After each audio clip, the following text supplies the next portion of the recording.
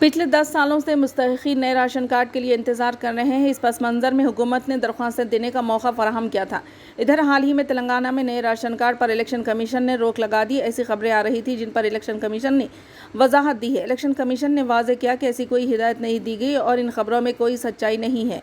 MLA इंतखाबात के code के पेश नज़र इनको फौरी तौर पर रोकने की खबरें गलत है और मीडिया में आने वाली रिपोर्ट दुरुस्त नहीं है। लोग काफ़ी अरसे से नए राशन कार्ड के लिए इंतजार कर रहे हैं। इसके तहत हुकूमत ने जुमा के मेमो में रियासत भर के तमाम मी सेवा मराकज़ को हिदायत दी थी कि वो नए फूड सिक्योरिटी या राशन कार्ड दरख्वास्तें कबूल करने शुरू करें। पिछले महीने 26 तारीख को ग्राम सभाओं में दरख्वास्त न देने वाले अफराद को भी मी सेवा मराकज़ में दरख्वास्त देने का मौका फराहम किया गया था। मौजूदा राशन कार्ड में तरामीम और तब्दीलियों की सहूलत फराहम करते हुए अहकाम जारी किए गए। इस सिलसिले में जब बहुत से मुस्तहिकीन नए राशन कार्ड के लिए मी सेवा मराकज़ पहुंचे तो उन्हें मायूसी का सामना करना पड़ा।